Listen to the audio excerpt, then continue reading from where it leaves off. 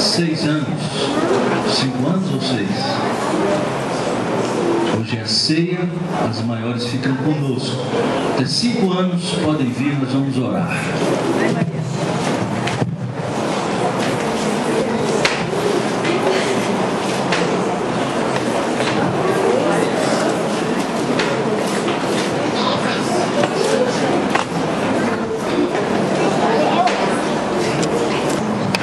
Evangelho de Marcos, capítulo de número 11.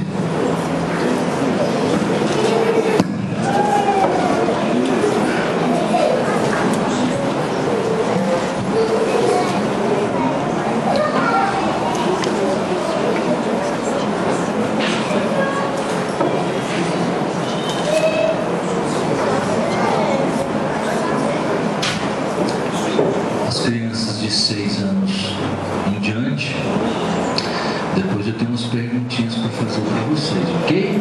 Combinado? Eu não trouxe aqui algumas coisas para vocês notarem, mas depois nós vamos para o cantinho, né? Aquele cantinho nós vamos bater um papo e eu quero fazer algumas perguntas para vocês sobre o texto, certo? Como combinamos há alguns domingos atrás. Ok, Yasmin? Giovana?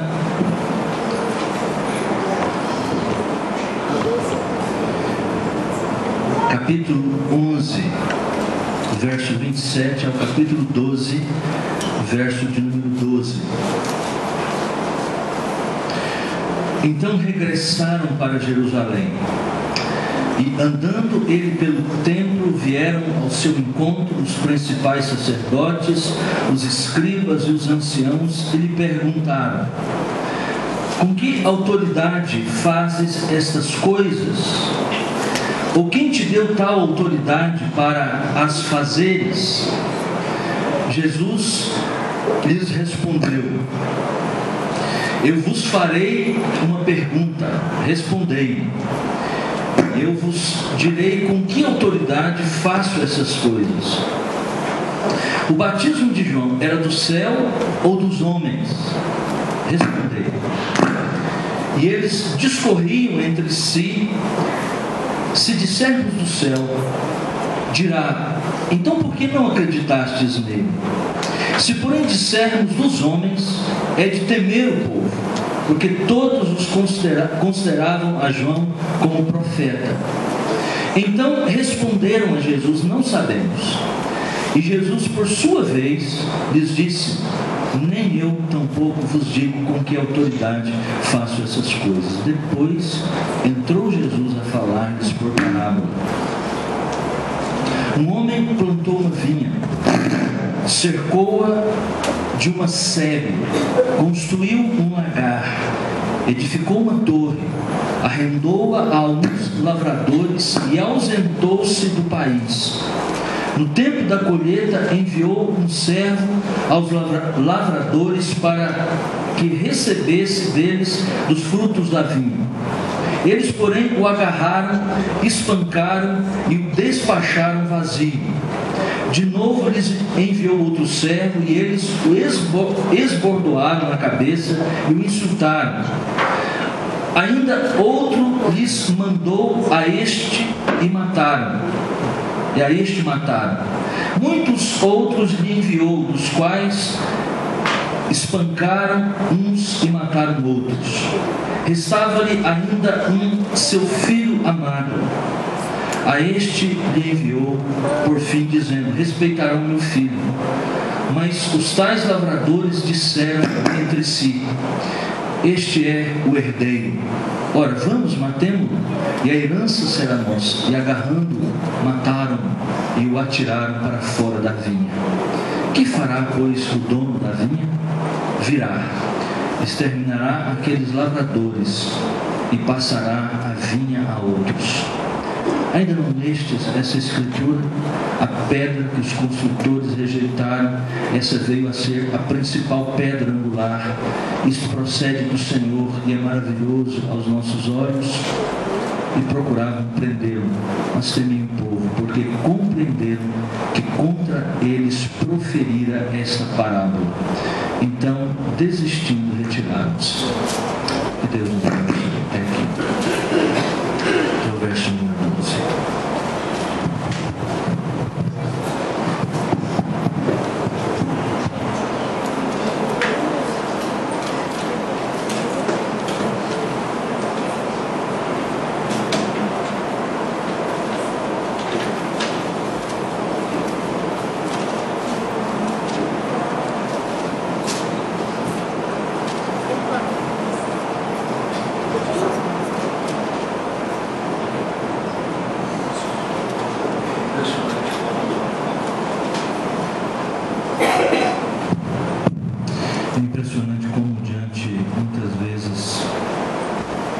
da verdade, algumas pessoas, ao serem confrontadas por ela, elas saem pela tangente, inventam desculpas, inventam histórias, ou ficam caladas, mas nunca enfrentam verdadeiramente a verdade. Porque a verdade, como diz o ditado por aí, muitas vezes dói. Me lembro de ler uma história muito interessante, já contei para os irmãos algumas vezes aqui, alguns se lembrarão certamente, de um homem, um navio, na verdade, uma tripulação, um navio da marinha de um determinado país, e a certa altura,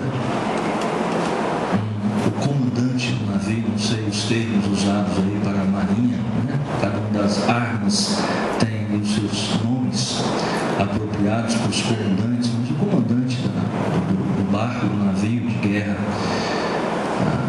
viu uma luz, detectou uma luz bem à frente deles e então enviou imediatamente uma mensagem dizendo: saia da frente, porque aqui quem está falando é o almirante fulano de tal,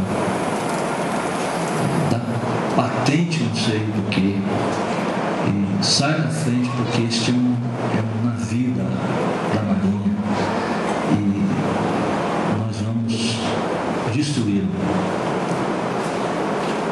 De lá da torre, ou de lá de onde vinha a luz,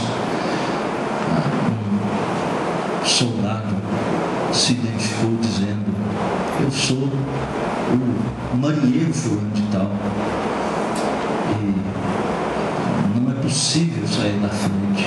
E de lá do navio novamente, arrogantemente, orgulhosamente, mais uma vez, o almirante disse: saia da frente, porque nós vamos passar e qualquer coisa que estiver no caminho nós vamos destruir. De lá novamente, o soldado, o marinheiro, talvez raso, respondeu de lá: o senhor está indo em colisão contra uma torre.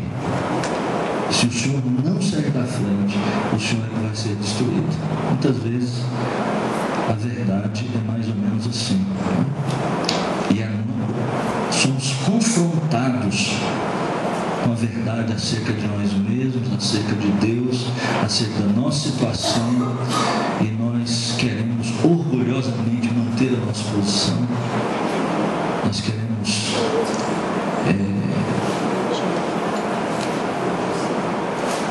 ser donos da situação, não nos curvamos diante de nada, temos orgulho demais. Lá no nosso interior, essa arrogância que é própria dos seres humanos, que está bem na ponta do pecado original, no fundamento de tudo, porque foi por um desejo de autonomia, de liberdade, que os seres humanos caíram. Está na ponta do pecado original. Orgulho, soberba. Como é difícil muitas vezes alguém dizer assim: eu estou errado, eu vivi errado, minha posição é completamente equivocada, me perdoe, me desculpe. Casamentos têm sido destruídos por causa disso, relacionamentos entre pais e filhos têm sido destruídos por causa disso. Pessoas desfazem sociedades, pessoas brigam no trânsito só porque elas não têm coragem de dizer: me desculpe, eu errei, eu estou completamente errado. Nós preferimos fazer como Adão e Eva lá no paraíso: foi a mulher que tu me deste, foi a serpente. Não, eu até reconheço que errei, mas porque você... Nós estamos sempre racionalizando os nossos erros, as nossas culpas, e dizendo que é realmente os outros, são os outros, né? Sempre os outros. Nós estamos dentro de um bloco. O texto que eu li com você nessa noite está dentro de um bloco do Evangelho de Marcos, que na verdade refere-se aos últimos acontecimentos que desencadearam a crucificação.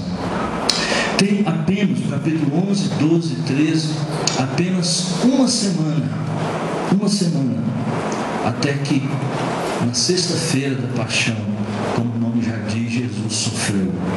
Paixão vem daí, sofrimento, né? Ele tem em comum algumas coisas, esse bloco todo, do capítulo 11 ao capítulo 13.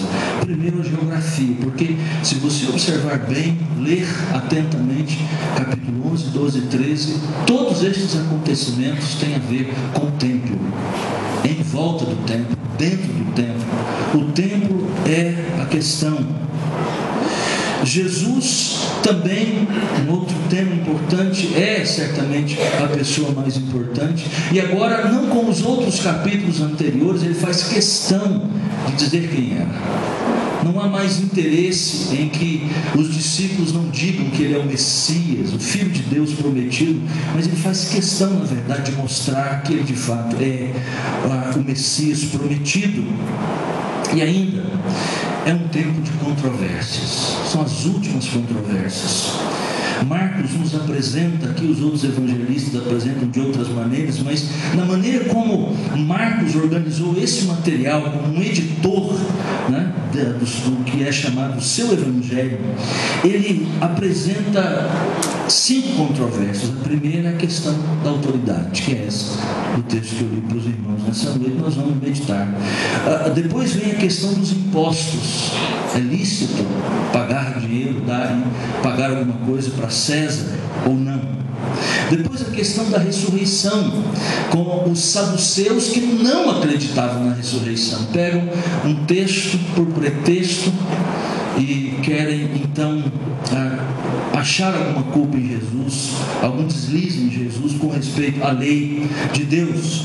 Depois nós temos, já pelo capítulo 12, a questão sobre o mandamento. Qual é o maior dos mandamentos? O principal dos mandamentos é quando Jesus faz aquele maravilhoso resumo de todos os 10 mandamentos em apenas 2. Depois, por último, a questão sobre a identidade de Jesus. E quando chegamos no capítulo 13, então, as últimas passagens sobre o templo será destruído. É o famoso sermão profético de Jesus aos discípulos sobre os destinos de Jerusalém, e que aqueles acontecimentos se deram por volta do ano 70, quando o general Tito, imperador, depois imperador romano, mas ainda general, cercou Jerusalém, destruiu a cidade de Jerusalém.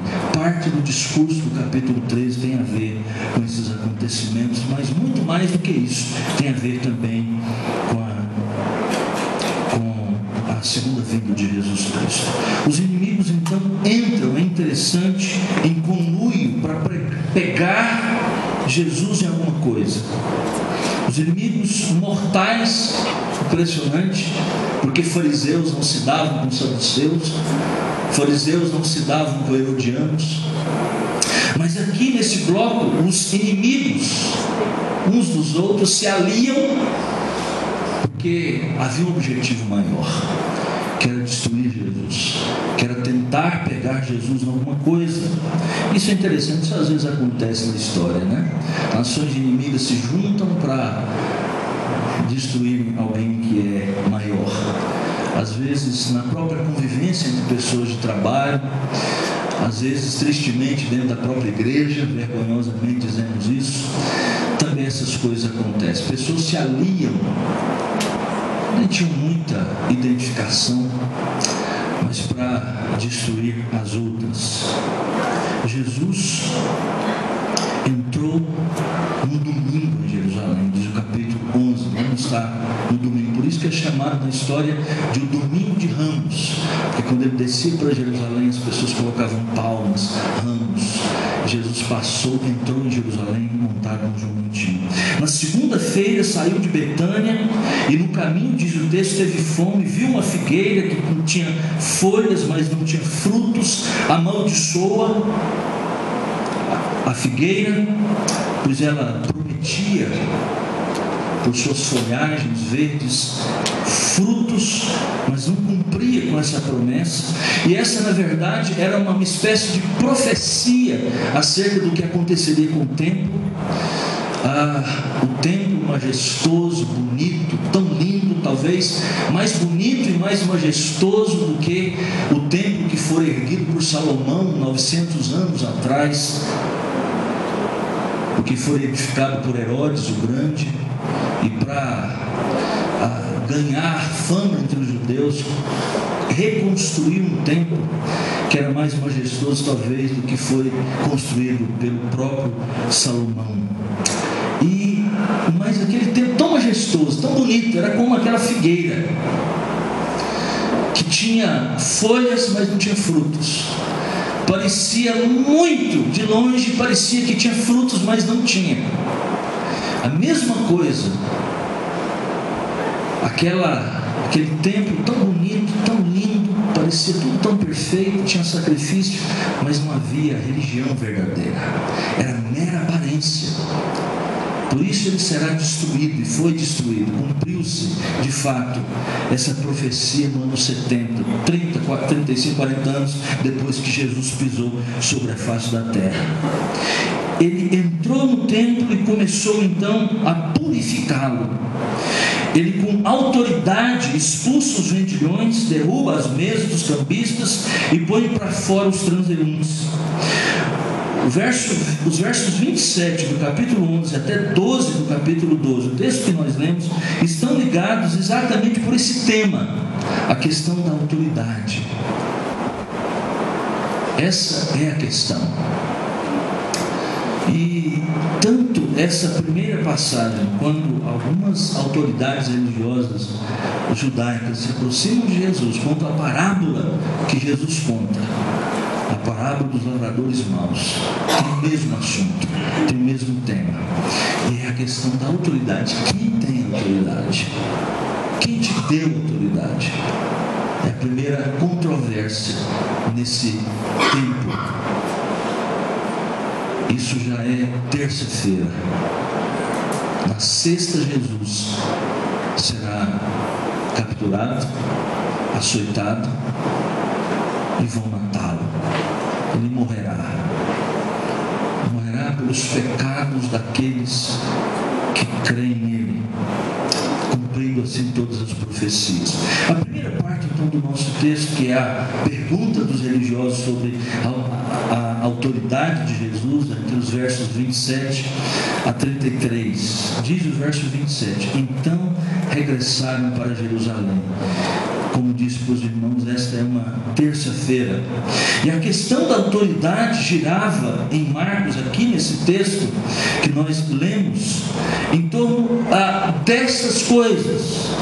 Por 4 vezes, nesses versos de 28, 29 e verso 33, há a expressão destas coisas, ou estas coisas. Ao que se refere? A que se refere as autoridades? Ao que elas estão se referindo aqui? E o próprio Jesus está se referindo aquilo certamente que Jesus fez no templo. Veja, o verso de número 28, ele perguntaram: com que autoridade faz essas coisas?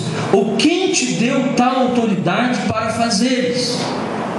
Que estas coisas são essas? Jesus acabou de sair do templo, ou no dia anterior, ele expulsou aqueles que vendiam, que compravam, expulsou aqueles que simplesmente passavam por dentro do templo para chegar a outra extremidade da cidade de Jerusalém, jogou as mesas dos cambistas, e a pergunta que eles faziam é a seguinte: quem é você, em outras palavras, para fazer uma coisa dessa? Quem te deu tal outro? Quem é você para fazer isso? Jesus então, nos versos 29 e 30, tem uma contra-pergunta. Jesus é impressionantemente alguém muito perspicaz. A capacidade de Jesus é impressionante aqui. Ele age argumentando como aqueles maiores homens, os maiores pensadores. Ele usa a tática na retórica de ao ser perguntado por alguém, ao ser inquirido por alguém, ele então responde com uma outra pergunta. Isso é próprio dos filósofos gregos. Platão faz isso nos seus diálogos. Começa assim exatamente. Faz uma pergunta e ele devolve, ele responde, ou procura encaminhar pelo menos a resposta através de uma outra pergunta. Veja o que ele fez. Jesus respondeu: eu vos farei uma pergunta, respondei, e eu vos direi com que autoridade faço essas coisas. O batismo de João era do céu ou dos homens? Respondei. Ora, essa é uma pergunta que os coloca numa sinuca de bico. Por quê? O próprio texto nos informa. Primeiro, que falar de João Batista era problema. João Batista já havia morrido, tinham decapitado a mando de Herodes, porque ele denunciou o pecado de Herodes, que vivia com a esposa do seu irmão, Herodes Antipas. E ele então joga exatamente essa batata quente nas mãos das autoridades. Falar de João Batista, primeiro, não era politicamente correto. Não era. Por dois motivos. Porque dependendo da resposta dele, eles se indispunham com o governo, com as autoridades, com as políticas vigentes. Do outro lado, se ele responde de outra maneira, eles se indispunham com as pessoas, o povo, a população que amava João, tinha amado João Batista e o respeitavam como de fato ele era um profeta de Deus. Respondei. E eles então começaram a cochichar entre si. O que nós vamos dizer? Porque se a gente falar que ele é um profeta, eles se denunciavam a si mesmos.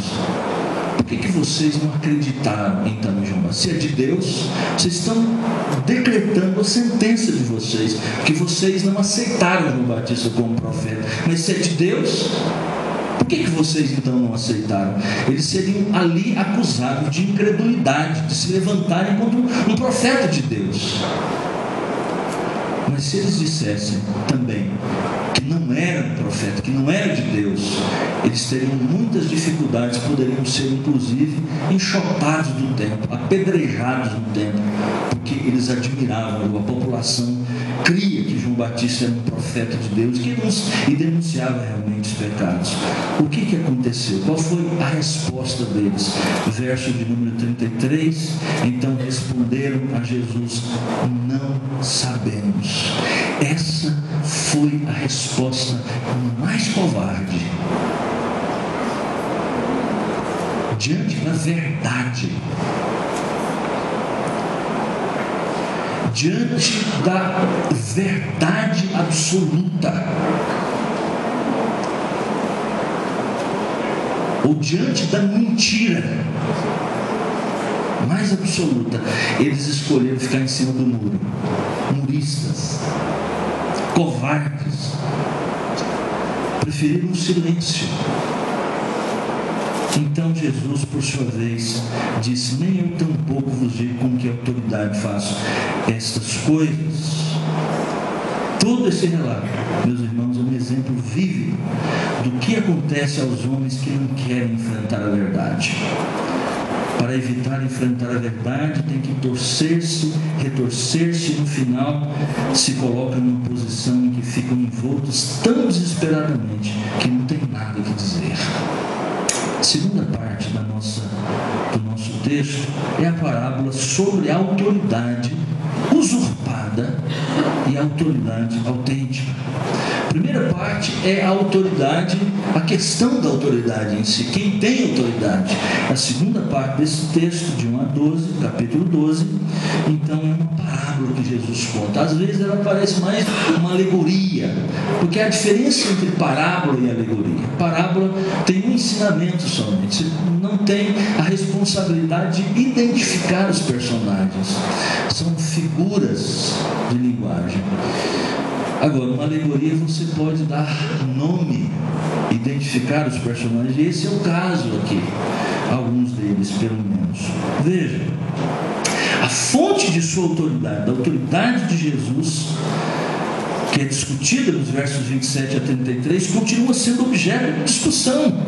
Jesus apresenta duas metáforas para a mesma delegação de autoridade religiosa que vieram ali então até Jesus. A primeira então é uma parábola que apresenta um quadro realista da vida na Palestina do primeiro século, e a segunda parece não ter muita conexão, está entre os versos 10 verso 11, é uma citação do Antigo Testamento, mas juntas, essas duas histórias, essas duas citações dão um panorama da história da redenção, da história da salvação, conta um pano de fundo dos atos salvíficos, salvadores de Deus na história de Israel. A identidade de Jesus fica aparente a qualquer um como que tem ouvidos para ouvir de fato, ouvidos preparados pelo próprio Deus para entender. Veja, entre os versos 1 a 5 podemos dividir então essa parábola, ou esse texto de 1 a 12 em três momentos distintos. De 1 a 5 nós temos aqui a apresentação de alguns acontecimentos. Veja como Jesus é um mestre em ensinar através de narrativas.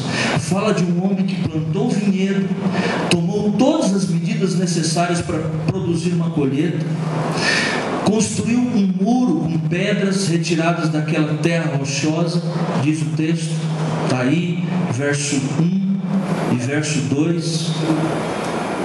Cavou uma cova de 2 níveis para que as uvas fossem pisadas, é o famoso lagar, a fim de coletar o suco.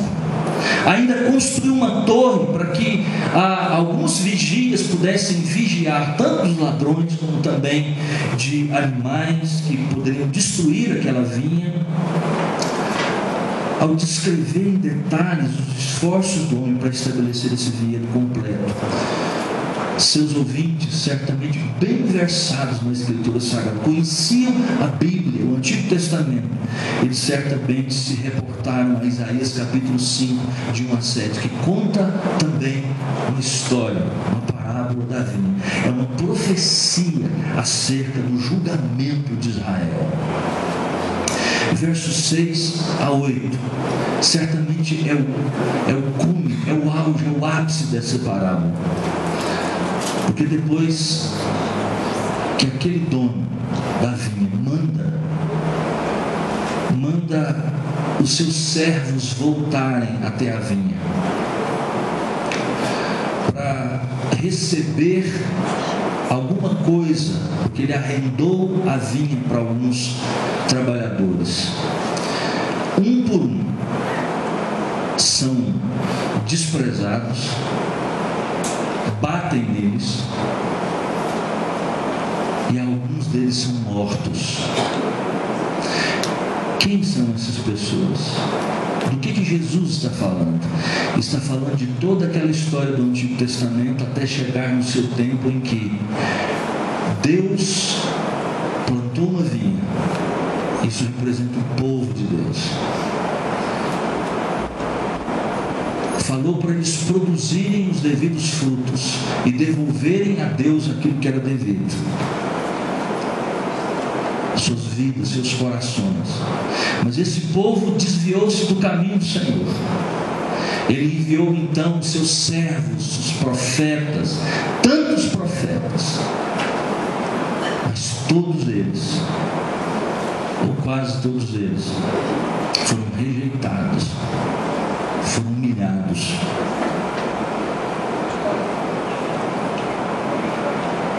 Muitos deles foram cruelmente assassinados até mesmo dentro do templo. O que pensa aquele senhor, aquele dono, aquele grande proprietário? Verso 6: restava-lhe ainda o seu filho amado. A este lhe enviou, por fim dizendo: respeitarão meu filho.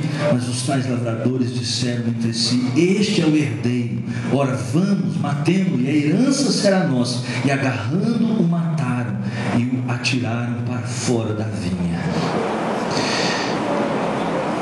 Está falando, obviamente, do Filho de Deus, Jesus Cristo. Jesus está falando dele mesmo, e acerca daquilo que daqui a alguns poucos dias, 2 ou 3 dias, acontecerá com ele mesmo. O Filho se encarnou, o Filho de Deus veio, e a expectativa do Pai era: eles ouvirão o meu Filho, ele trará uma mensagem, ele virá para colher os frutos. Mas João capítulo 1, verso 11 nos diz que ele veio para os que eram seus, mas os seus não receberam. Os seus não creram nele. Antes o pegaram, humilharam, bateram nele, e ele foi morto, foi crucificado. Isso fizeram.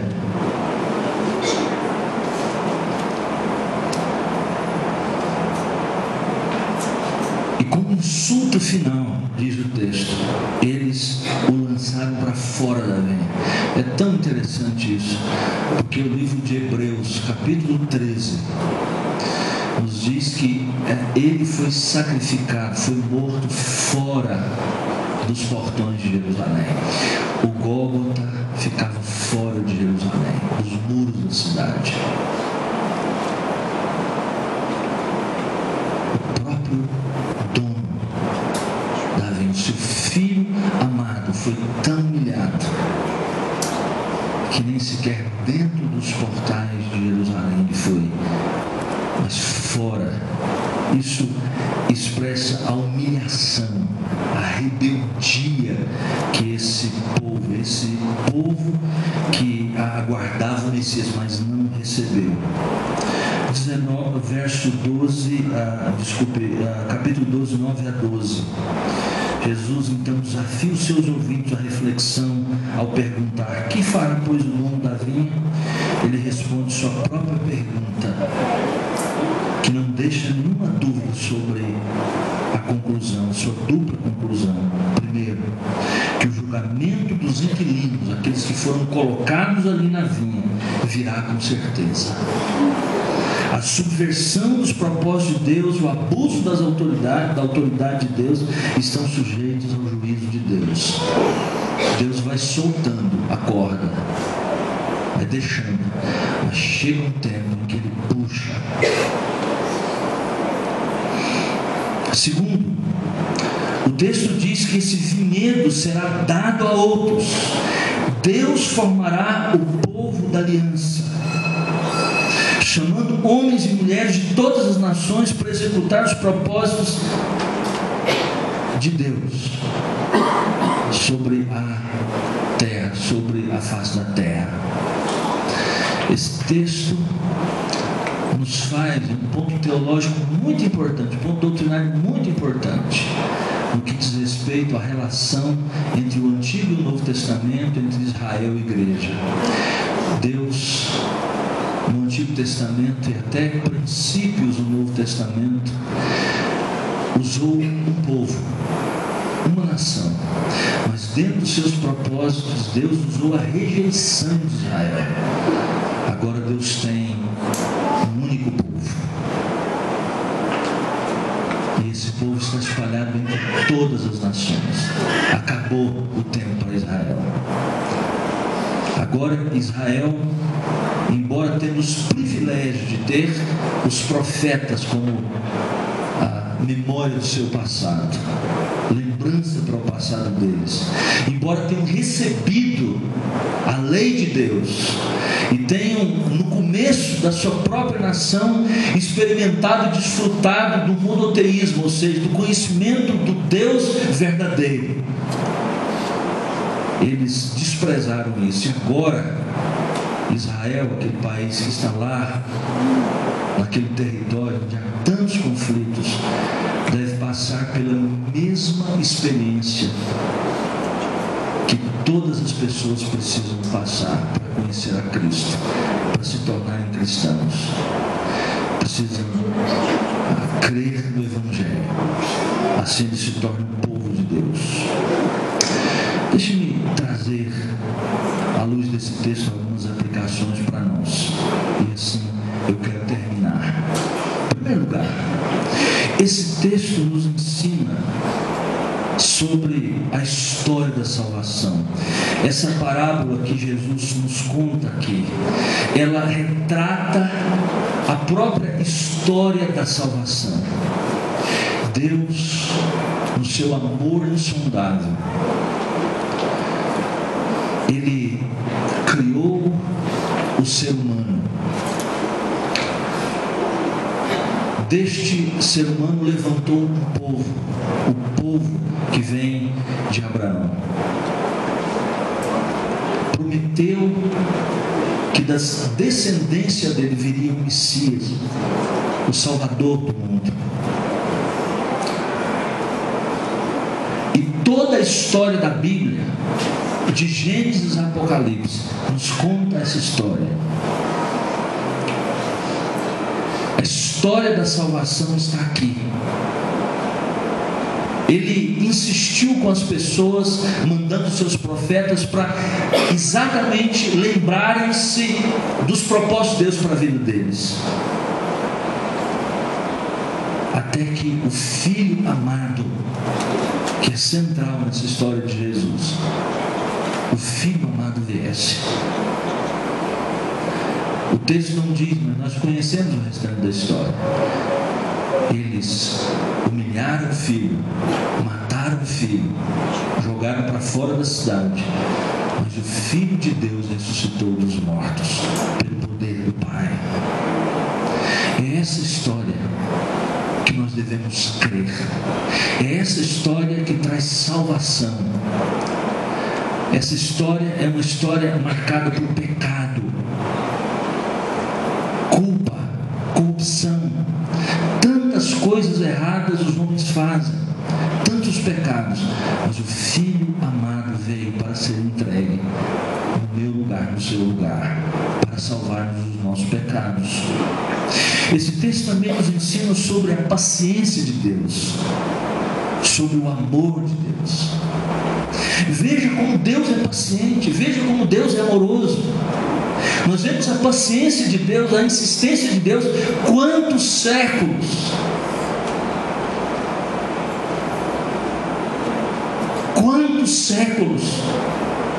Deus teve paciência, aturou esse povo, enviou a sua voz, os seus profetas, falou. O profeta Jeremias, o profeta Ezequiel disse, testemunho deles, de que eles desde cedo, bem de manhã, acordavam, ia para Jerusalém, falava, chorava, tentava convencer o povo, trazia a palavra de Deus. Foram anos, foram séculos. Deus ainda os disciplinou duramente. Primeiro as tribos do norte, em 722 foram levados cativos, para que o povo aprendesse. Depois foi o reino do sul, Judá propriamente dito. Em 586 foram levados cativos para a Babilônia, voltaram. E Deus, insistindo através de seus profetas, pacientemente, levantavam de madrugada, pregavam a palavra de Deus, eles choravam diante do povo. Deus pacientemente insistindo com os homens, dando oportunidade. Essa é uma história do amor de Deus, da paciência de Deus, da longanimidade de Deus. Mas também é uma história do amor de Deus, porque Deus, e desde o começo, desde Gênesis capítulo 3 e capítulo 4, já está nos anunciando de que a maior demonstração de amor é, na verdade, de que Ele entregará o seu próprio Filho por nós. Nós vemos isso desde Gênesis 3,15, quando Ele promete de que o descendente da mulher Redentor. O que significa aquela história de Abraão e Isaque no monte sendo sacrificado? Senão já exatamente um prenúncio de que Deus será capaz de enviar o seu próprio filho, como essa parábola nos diz, o seu filho amado. E este foi enviado ao mundo, mas o mataram, o crucificaram, cuspiram nele, o Filho de Deus. Existe amor maior do que este, de alguém ter a capacidade de dar o seu próprio filho para morrer por pecadores, por vândalos, por pessoas que destruíram o mundo harmonioso de Deus, quebraram o Shalom. Esse texto nos fala do amor de Deus. Mas esse texto também nos alerta acerca de que não podemos desperdiçar as oportunidades que Deus nos dá. Não podemos. A porta aberta hoje pode se fechar. Houve um tempo em que haverá um tempo em que Deus vai dizer: não dá mais. Deus fala através dos seus profetas. Você tem a palavra de Deus.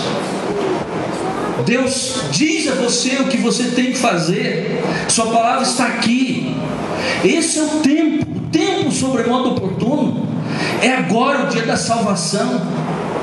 Preste atenção nisso. Essa história é a história também de nos mostrar de que a paciência de Deus tem um limite. A porta da salvação está aberta hoje, mas você não pode dizer que ela estará aberta daqui a mais um pouco de tempo, amanhã. Chegou o momento em que Deus disse: basta, chega. Foi assim com Sodoma e Gomorra, foi assim no mundo no tempo de Noé, e tem sido assim. Chegou o tempo do povo, desse povo aqui. Deus passou o seu reino para um outro povo, tirou das mãos dos judeus, que ouviram tanto, que tinham os oráculos de Deus, as alianças, as promessas todas. Mas até o dia que Deus disse: basta. Isso deve falar muito alto ao nosso coração. Hoje você tem oportunidade. Deus está te dando mais uma oportunidade de ouvir a palavra de Deus, para que você se arrependa dos seus pecados. Você é confrontado com a verdade. O que você vai fazer?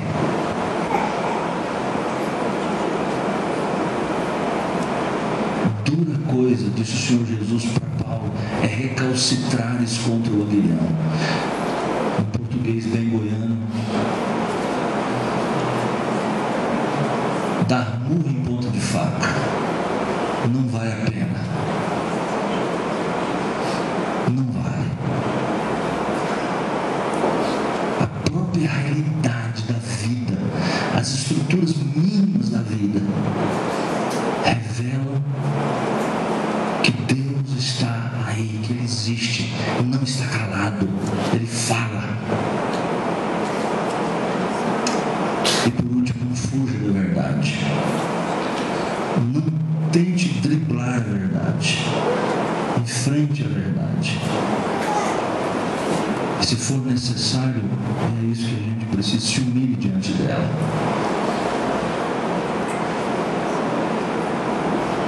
Porque a verdade vos libertará. Feche seus olhos, vamos orar.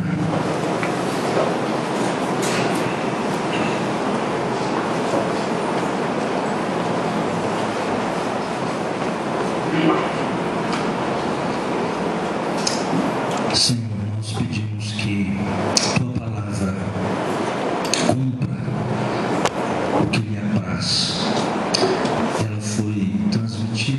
uma vez nessa noite, pedimos a tua misericórdia sobre nós. Pedimos que o Senhor não nos deixes, ao sermos confrontados com a palavra do Senhor, a palavra da verdade, o Evangelho da tua salvação. Deus, não nos deixes desviar, olhar para outros lugares, outros lados. Ajuda-nos, ó Deus, e produz em nós arrependimento, para que nos curvemos diante dela, da verdade de Jesus Cristo, que é o caminho, a verdade e a vida.